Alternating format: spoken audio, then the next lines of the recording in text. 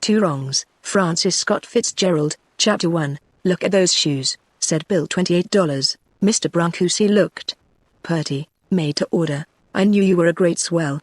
You didn't get me up here to show me those shoes, did you? I am not a great swell. Who said I was a great swell? Demanded Bill.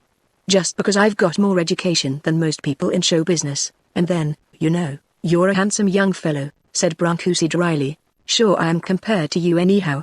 The girls think I must be an actor, till they find out. Got a cigarette? What's more, I look like a man, which is more than most of these pretty boys round Times Square do. Good looking. Gentlemen. Good shoes. Shot with luck. You're wrong there, objected Bill. Brains. 3 years, 9 shows, 4 big hits, only 1 flop. Where do you see any luck in that? A little bored, Brancusi just gazed. What he would have seen had he not made his eyes opaque and taken to thinking about something else was a fresh-faced young Irishman exuding aggressiveness and self-confidence until the air of his office was thick with it. Presently, Brancusi knew, Bill would hear the sound of his own voice and be ashamed and retire into his other humor, the quietly superior, sensitive one, the patron of the arts, modeled on the intellectuals of the Theatre Guild. Bill McChesney had not quite decided between the two. Such blends are seldom complete before 30. Take Ames, take Hopkins, take Harris, take any of them, Bill insisted. What have they got on me? What's the matter? Do you want a drink? Seeing Brancusi's glance wander toward the cabinet on the opposite wall. I never drink in the morning. I just wondered who was it keeps on knocking. You ought to make it stop it. I get a nervous fidgets, kind of half crazy, with that kind of thing. Bill went quickly to the door and threw it open. Nobody, he said. Hello. What do you want? Oh, I'm so sorry, a voice answered. I'm terribly sorry. I got so excited and I didn't realize I had this pencil in my hand. What is it you want? I want to see you, and the clerk said you were busy. I have a letter for you from Alan Rogers, the playwright, and I wanted to give it to you personally. I'm busy, said Bill. See Mr. Goodiner. I did, but he wasn't very encouraging, and Mr. Rogers said. Brancusi, edging over restlessly, took a quick look at her. She was very young, with beautiful red hair, and more character in her face than her chatter would indicate. It did not occur to Mr. Brancusi that this was due to her origin in Delaney, South Carolina. What shall I do? She inquired, quietly laying her future in Bill's hands. I had a letter to Mr. Rogers, and he just gave me this one to you. Well, what do you want me to do? Marry you? Exploded Bill. I'd like to get a part in one of your plays, then sit down and wait. I'm busy. Where's Miss Coghlan? He rang a bell, looked once more, crossly, at the girl and closed the door of his office. But during the interruption his other mood had come over him, and he resumed his conversation with Brancusi in the key of one who was hand in glove with Reinhardt for the artistic future of the theater. By 12:30 he had forgotten everything except that he was going to be the greatest producer in the world and that he had an engagement to tell Sol Lincoln about it at lunch. Emerging from his office, he looked expectantly at Miss Coghlan. Mr. Lincoln won't be able to meet you, she said. He just is minute called. Just this minute, repeated Bill, shocked. All right. Just cross him off the list for Thursday night. Miss Coghlan drew a line on a sheet of paper before her. Mr. McChesney, now you haven't forgotten me, have you? He turned to the red-headed girl. No, he said vaguely, and then to Miss Coghlan, that's all right, ask him for Thursday anyhow. To hell with him. He did not want to lunch alone. He did not like to do anything alone now, because contacts were too much fun when one had prominence and power. If you would just let me talk to you 2 minutes, she began. Afraid I can't now. Suddenly he realized that she was the most beautiful person he had ever seen in his life. He stared at her. Mr. Rogers told me, come and have a spot of lunch with me, he said, and then, with an air of great hurry, he gave Miss Coghlan some quick and contradictory instructions and held open the door. They stood on 42nd Street and he breathed his preempted air. There is only enough air there for a few people at a time. It was November and the first exhilarating rush of the season was over, but he could look east and see the electric sign of one of his plays, and west and see another. Around the corner was the one he had put on with Brancusi the last time he would produce anything except alone. They went to the Bedford, where there was a to-do of waiters and captains as he came in. This is the attractive restaurant, she said, impressed and on company behavior. This is Ham's Paradise. He nodded to several people. Hello, Jimmy Bill. Hello there, Jack. That's Jack Dempsey. I don't eat here much. I usually eat up at the Harvard Club. Oh, did you go to Harvard? I used to know. Yes. He hesitated, There were two versions about Harvard, and he decided suddenly on the true one. Yes, and they had me down for a hick there, but not anymore. About a week ago I was out on Long Island at the Gouverneur's. Very fashionable people and a couple of Gold Coast boys that never knew I was alive up in Cambridge began pulling this "hello, Bill, old boy" on me. He hesitated and suddenly decided to leave the story there. "What do you want, a job?" he demanded. He remembered suddenly that she had holes in her stockings. Holes in stockings always moved him, softened him. "Yes, or else I've got to go home," she said. "I want to be a dancer, you know, Russian ballet. But the lessons cost so much, so I've got to get a job. I thought it'd give me stage presence anyhow." "Hoover, eh?" "Oh, no, serious." "Well, Pavlova's a Hoover, isn't she?" "Oh, no." She was shocked at this profanity, but after a moment she continued, "I took with Miss Campbell, Georgia Berriman Campbell, back home. Maybe you know her. She took from Ned Wayburn, and she's really wonderful." "She, yeah?" he said abstractedly. "Well, it's a tough business, casting agencies bursting with people that can all do anything, till I give them a try." "How old are you?" 18. "I'm 26. Came here 4 years ago without a cent. I could quit now and be comfortable the rest of my life. Going to take a year off next year, get married. Ever hear of Irene Ricker?" "I should say. She's about my favorite of all. We're engaged." When they went out into Times Square after a while, he said carelessly, "What are you doing now?" "Why, I'm trying to get a job. I mean right this minute." "Why, nothing. Do you want to come up to my apartment on 46th Street and have some coffee?" Their eyes met, and Amy Pinkard made up her mind she could take care of herself. It was a great bright studio apartment with a 10-foot divan, and after she had coffee and he a highball, his arm dropped round her shoulder. "Why should I kiss you?" she demanded. "I hardly know you, and besides, you're engaged to somebody else." "Oh, that." "She doesn't care." "No, really, you're a good girl." "Well, I'm certainly not an idiot." "All right, go on being a good girl." She stood up, but lingered a minute, very fresh and cool, and not upset at all. "I suppose this means you won't give me a job?" she asked pleasantly. He was already thinking about something else, about an interview and a rehearsal, but now he looked at her again and saw that she still had holes in her stockings. He telephoned. "Joe, this is the fresh boy. You didn't think I knew you called me that, did you? It's all right. Say, have you got those 3 girls for the party scene?" "Well, listen, save one for a southern kid I'm sending around today." He looked at her jauntily, conscious of being such a good fellow. "Well, I don't know how to thank you. And Mr. Rogers," she added audaciously. "Goodbye, Mr. Mchesney." He disdained to answer. Chapter 2. During rehearsal he used to come around a great deal and stand watching with a wise expression, as if he knew everything in people's minds, but actually he was in a haze about his own good fortune and didn't see much and didn't for the moment care.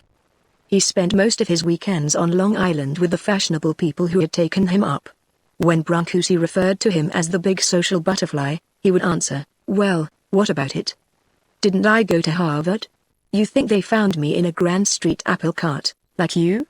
He was well liked among his new friends for his good looks and good nature, as well as his success. His engagement to Irene Ricker was the most unsatisfactory thing in his life. They were tired of each other but unwilling to put an end to it.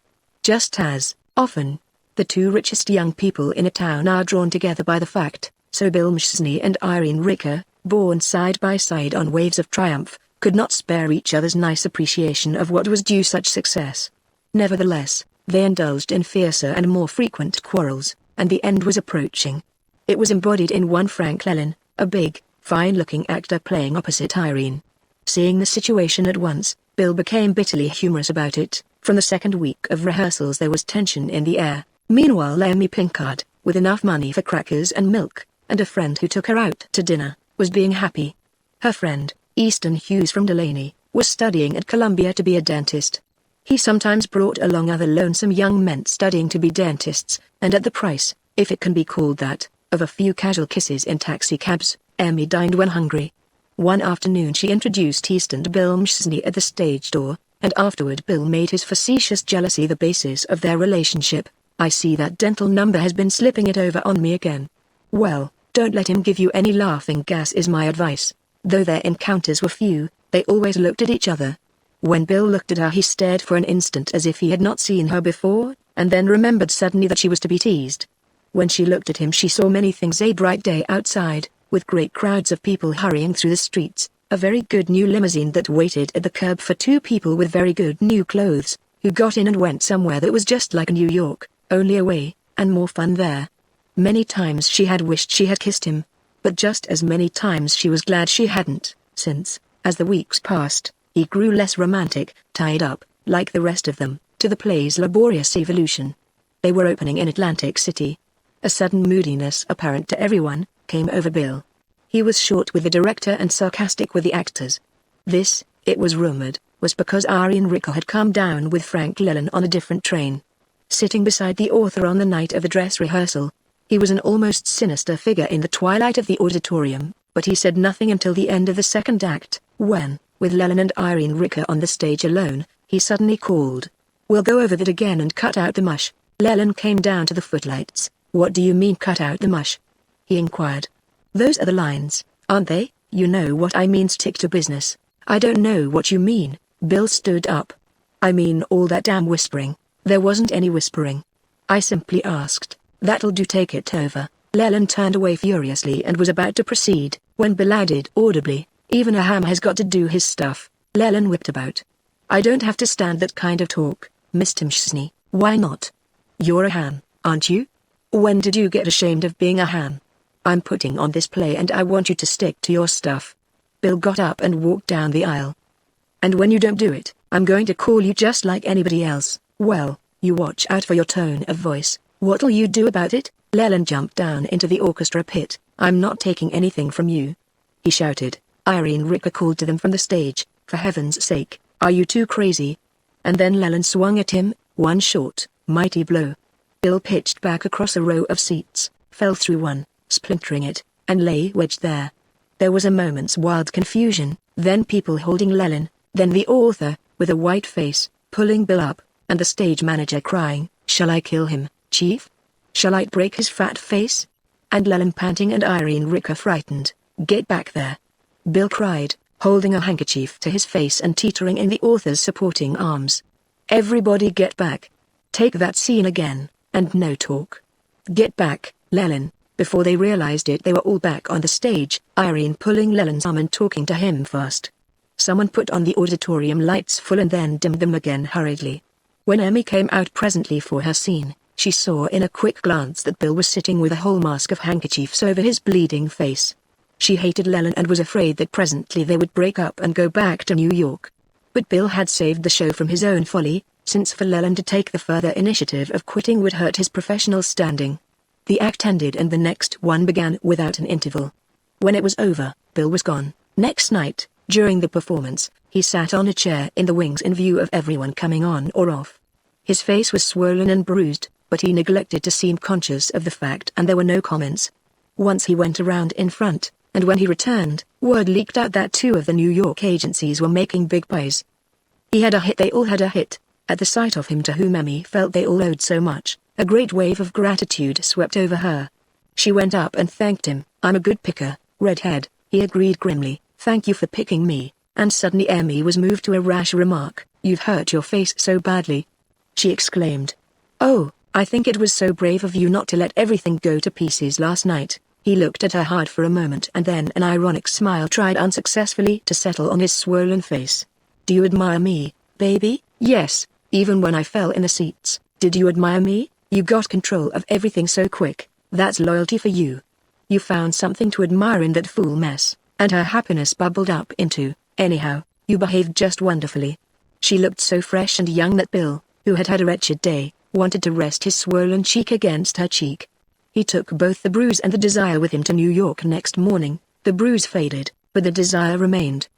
And when they opened in the city, no sooner did he see other men begin to crowd around her beauty than she became this play for him, this success, the thing that he came to see when he came to the theater. After a good run it closed just as he was drinking too much and needed someone on the grey days of reaction. They were married suddenly in Connecticut, early in June. Chapter 3. Two men sat in the Savoy Grill in London, waiting for the 4th of July. It was already late in May. "Is he a nice guy?" asked Hubble. "Very nice," answered Brancusi. "Very nice, very handsome, very popular." After a moment, he added, "I want to get him to come home." "That's what I don't get about him," said Hubble. Show business over here is nothing compared to home. What does he want to stay here for? He goes around with a lot of dukes and ladies. Oh? Last week when I met him he was with 3 ladies, lady this, lady that, lady the other thing. I thought he was married. Married 3 years, said Brancusi. Got a fine child, going to have another. He broke off as Mshesny came in, his very American face staring about boldly over the collar of a box-shouldered topcoat. Hello, Mac, meet my friend Mr. Hubble. Stu, said Bill. He sat down, continuing to stare around the bar to see who was present. After a few minutes Hubble left, and Bill asked, "Who's that bird? He's only been here a month. He ain't got a title yet." "You been here 6 months, remember?" Bill grinned. "You think I'm high hat, don't you?" "Well, I'm not kidding myself anyhow. I like it, it gets me. I'd like to be the Marquis of Mshesny. Maybe you can drink yourself into it," suggested Brancusi. "Shut your trap. Who said I was drinking? Is that what they say now? Look here, if you can tell me any American manager in the history of the theater who's had the success that I've had in London in less than 8 months, I'll go back to America with you tomorrow. If you'll just tell me, it was with your old shows. You had 2 flops in New York." Bill stood up, his face hardening. "Who do you think you are?" he demanded. "Did you come over here to talk to me like that?" "Don't get sore now, Bill. I just want you to come back. I'd say anything for that. Put over 3 seasons like you had in 22 and 23, and you're fixed for life." "New York makes me sick," said Bill moodily. "One minute you're a king, then you have 2 flops. They go around saying you're on the toboggan." Brancusi shook his head. "That wasn't why they said it. It was because you had that quarrel with Aronstill, your best friend. Friend hell, your best friend in business anyhow. Then, I don't want to talk about it." He looked at his watch. "Look here, Emmy's feeling bad so I'm afraid I can't have dinner with you tonight. Come around to the office before you sail." 5 minutes later, standing by the cigar counter, Brancusi saw Bill enter the Savoy again and descend the steps that led to the tea room. Grown to be a great diplomat, thought Brancusi, he used to just say when he had a date. Going with these dukes and ladies is polishing him up even more. Perhaps he was a little hurt, though it was not typical of him to be hurt. At any rate he made a decision, then and there, that Mshesny was on a downgrade. It was quite typical of him that at that point he erased him from his mind forever. There was no outward indication that Bill was on the downgrade. A hit at the New Strand, a hit at the Prince of Wales, and the weekly grosses pouring in almost as well as they had 2 or 3 years before in New York. Certainly a man of action was justified in changing his base. And the man who, an hour later, turned into his Hyde Park house for dinner had all the vitality of the late 20s. Emmy, very tired and clumsy, lay on a couch in the upstairs sitting room. He held her for a moment in his arms. "Almost over now," he said. "You're beautiful, don't be ridiculous, it's true. You're always beautiful. I don't know why. Perhaps because you've got character, and that's always in your face, even when you're like this." She was pleased, she ran her hand through his hair. "Character is the greatest thing in the world," he declared, "and you've got more than anybody I know. Did you see Brancusi?" "I did, the little louse. I decided not to bring him home to dinner." "What was the matter?" "Oh, just snooty talking about my row with Aronstill, as if it was my fault." She hesitated, closed her mouth tight, and then said quietly, "You got into that fight with Aronstill because you were drinking." He rose impatiently. "Are you going to start?" "No, Bill, but you're drinking too much now." "You know you are." Aware that she was right, he evaded the matter and they went in to dinner. On the glow of a bottle of claret he decided he would go on the wagon tomorrow till after the baby was born. "I always stop when I want, don't I? I always do what I say. You never saw me quit yet." "Never yet." They had coffee together, and afterward he got up. "Come back early," said Emmy. "Oh, sure. What's the matter, baby?" "I'm just crying. Don't mind me." "Oh, go on, don't just stand there like a big idiot." "But I'm worried." "Naturally. I don't like to see you cry." "Oh, I don't know where you go in the evenings. I don't know who you're with. And that lady Sybil Combrink who kept phoning." "It's all right, I suppose, but I wake up in the night and I feel so alone, Bill. Because we've always been together. Haven't we, until recently? But we're together still. What's happened to you, Emmy? I know I'm just crazy. We'd never let each other down, would we? We never have." "Of course not. Come back early, or when you can." He looked in for a minute at the Prince of Wales Theatre, then he went into the hotel next door and called number. "I'd like to speak to her ladyship." "Mr. Mshesny calling." It was some time before Lady Sybil answered. "This is rather a surprise. It's been several weeks since I've been lucky enough to hear from you." Her voice was flip as a whip and cold as automatic refrigeration, in the mode grown familiar since British ladies took to piecing themselves together out of literature. It had fascinated Bill for a while, but just for a while. He had kept his head. "I haven't had a minute," he explained easily. "You're not sore, are you?" "I should scarcely say sore. I was afraid you might be. You didn't send me an invitation to your party tonight." "My idea was that after we talked it all over we agreed." "You talked a great deal," she said, possibly a little too much. Suddenly, to Bill's astonishment, she hung up. "Going British on me," he thought. A little skit entitled "The Daughter of 1,000 Earls." The snub roused him. The indifference revived his waning interest. Usually women forgave his changes of heart because of his obvious devotion to Emmy, and he was remembered by various ladies with a not unpleasant sigh. But he had detected no such sigh upon the phone. "I'd like to clear up this mess," he thought. Had he been wearing evening clothes, he might have dropped in at the dance and talked it over with her. Still, he didn't want to go home. Upon consideration, it seemed important that the misunderstanding should be fixed up at once, and presently he began to entertain the idea of going as he was. Americans were excused unconventionalities of dress. In any case, it was not nearly time, and, in the company of several highballs, he considered the matter for an hour. At midnight he walked up the steps of her Mayfair house. The coach-room attendants scrutinized his tweeds disapprovingly and a footman peered in vain for his name on the list of guests. Fortunately his friend Sir Humphrey Dunn arrived at the same time and convinced the footman it must be a mistake. Inside, Bill immediately looked about for his hostess. She was a very tall young woman, half American and all the more intensely English. In a sense, she had discovered Bill McChesney, vouched for his savage charms. His retirement was one of her most humiliating experiences since she had begun being bad. She stood with her husband at the head of the receiving line. Bill had never seen them together before. He decided to choose a less formal moment for presenting himself. As the receiving went on interminably, he became increasingly uncomfortable.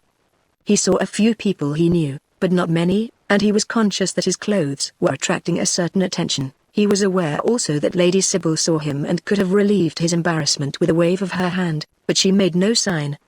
He was sorry he had come, but to withdraw now would be absurd, and going to a buffet table. He took a glass of champagne. When he turned around she was alone at last, and he was about to approach her when the butler spoke to him. "Pardon me, sir. Have you a card?" "I'm a friend of Lady Sybil's," said Bill impatiently. He turned away, but the butler followed. "I'm sorry, sir, but I'll have to ask you to step aside with me and straighten this up." "There's no need. I'm just about to speak to Lady Sybil now. My orders are different, sir," said the butler firmly. Then, before Bill realized what was happening, his arms were pressed quietly to his sides and he was propelled into a little ante-room back of the buffet. There he faced a man in a pince-nez in whom he recognized the Combrink's private secretary. The secretary nodded to the butler, saying, "This is the man," whereupon Bill was released. "Mr. McChesney," said the secretary, "you have seen fit to force your way here without a card, and his lordship requests that you leave his house at once. Will you kindly give me the check for your coat?" Then Bill understood, and the single word that he found applicable to Lady Sybil sprang to his lips, whereupon the secretary gave a sign to two footmen, and in a furious struggle Bill was carried through a pantry where busy busboys stared at the scene, down a long hall, and pushed out a door into the night. The door closed. A moment later it was opened again to let his coat billow forth and his cane clatter down the steps. As he stood there, overwhelmed, stricken aghast, a taxicab stopped beside him and the driver called, "Feeling ill, governor?" "What? I know where you can get a good pick-me-up, governor." "Never too late." The door of the taxi opened on a nightmare. There was a cabaret that broke the closing hours, there was being with strangers he had picked up somewhere, then there were arguments, and trying to cash a check, and suddenly proclaiming over and over that he was William McChesney, the producer, and convincing no one of the fact, not even himself. It seemed important to see Lady Sybil right away and call her to account, but presently nothing was important at all. He was in a taxicab whose driver had just shaken him awake in front of his own home. The telephone was ringing as he went in, but he walked stonily past the maid and only heard her voice when his foot was on the stair. "Mr. McChesney, it's the hospital calling again. Mrs. McChesney's there and they've been phoning every hour." Still in a daze, he held the receiver up to his ear. "We're calling from the Midland Hospital, for your wife. She was delivered of a stillborn child at 9 this morning. Wait a minute." His voice was dry and cracking. I don't understand. After a while he understood that Emmy's child was dead and she wanted him. His knees sagged groggily as he walked down the street, looking for a taxi. The room was dark. Emmy looked up and saw him from a rumpled bed. "It's you," she cried. "I thought you were dead. Where did you go?" He threw himself down on his knees beside the bed, but she turned away. "Oh, you smell awful," she said. "It makes me sick," but she kept her hand in his hair, and he knelt motionless for a long time. "I'm done with you," she muttered, "but it was awful when I thought you were dead. Everybody's dead. I wish I was dead." A curtain parted with the wind, and as he rose to arrange it, she saw him in the full morning light, pale and terrible, with rumpled clothes and bruises on his face. This time she hated him instead of those who had hurt him.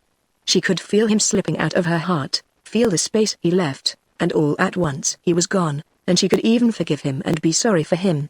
All this in a minute. She had fallen down at the door of the hospital, trying to get out of the taxicab alone. Chapter 4. When Emmy was well, physically and mentally, her incessant idea was to learn to dance. The old dream inculcated by Miss Georgia Berriman Campbell of South Carolina persisted as a bright avenue leading back to first youth and days of hope in New York.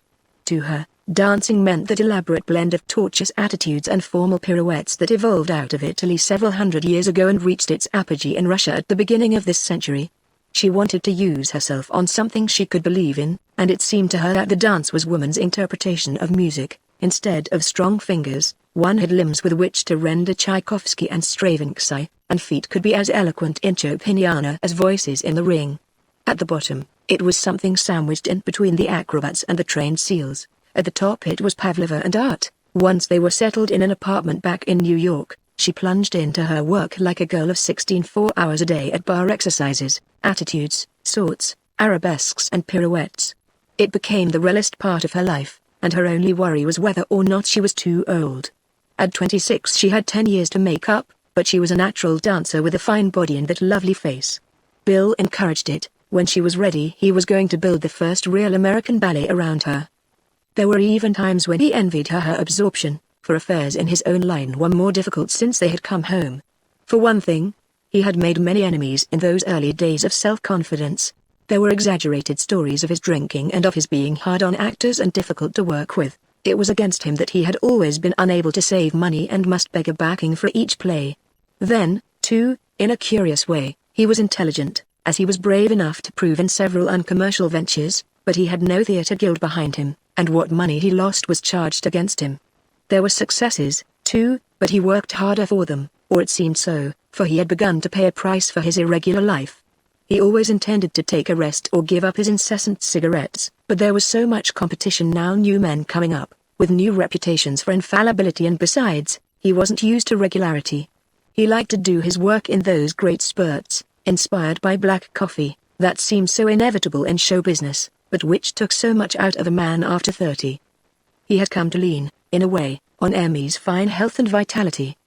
They were always together, and if he felt a vague dissatisfaction that he had grown to need her more than she needed him, there was always the hope that things would break better for him next month, next season. Coming home from ballet school one November evening, Emmy swung her little grey bag, pulled her hat far down over her still damp hair, and gave herself up to pleasant speculation. For a month she had been aware of people who had come to the studio especially to watch her. She was ready to dance. Once she had worked just as hard and for as long a time on something else, her relations with Bill, only to reach a climax of misery and despair, but here there was nothing to fail her except herself. Yet even now she felt a little rash in thinking, now it's come. I'm going to be happy, she hurried, for something had come up today that she must talk over with Bill. Finding him in the living room, she called him to come back while she dressed. She began to talk without looking around. Listen what happened. Her voice was loud, to compete with the water running in the tub. Paul McIver wants me to dance with him at the Metropolitan this season, only it's not sure, so it's a secret even I'm not supposed to know. That's great. The only thing is whether it wouldn't be better for me to make a debut abroad? Anyhow, Donilov says I'm ready to appear. What do you think? I don't know, you don't sound very enthusiastic. I've got something on my mind. I'll tell you about it later. Go on, that's all, dear. If you still feel like going to Germany for a month, like you said, Donilov would arrange a debut for me in Berlin, but I'd rather open here and dance with Paul McIver. Just imagine, she broke off, feeling suddenly through the thick skin of her relation how abstracted he was. Tell me what you've got on your mind. I went to Dr. Kearns this afternoon. What did he say? Her mind was still singing with her own happiness. Bill's intermittent attacks of hypochondria had long ceased to worry her. I told him about that blood this morning, and he said what he said last year. It was probably a little broken vein in my throat. But since I'd been coughing and was worried, perhaps it was safer to take an X-ray and clear the matter up. Well, we cleared it up all right. My left lung is practically gone, Bill. Luckily there are no spots on the other. She waited, horribly afraid. It's come at a bad time for me, he went on steadily, but it's got to be faced. He thinks I ought to go to the Adirondacks or to Denver for the winter, and his idea is Denver. That way it'll probably clear up in 5 or 6 months. Of course we'll have to. She stopped suddenly. I wouldn't expect you to go, especially if you have this opportunity. Of course I'll go, she said quickly. Your health comes first. We've always gone everywhere together. Oh, no, why, of course. She made her voice strong and decisive.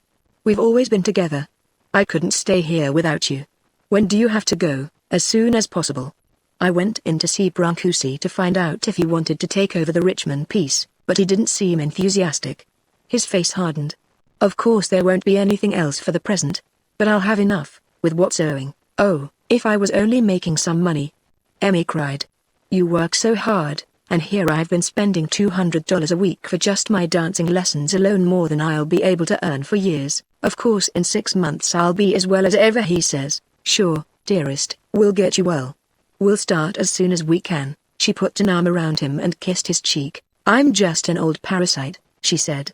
I should have known my darling wasn't well. He reached automatically for a cigarette, and then stopped. I forgot I've got to start cutting down smoking. He rose to the occasion suddenly. No, baby, I've decided to go alone.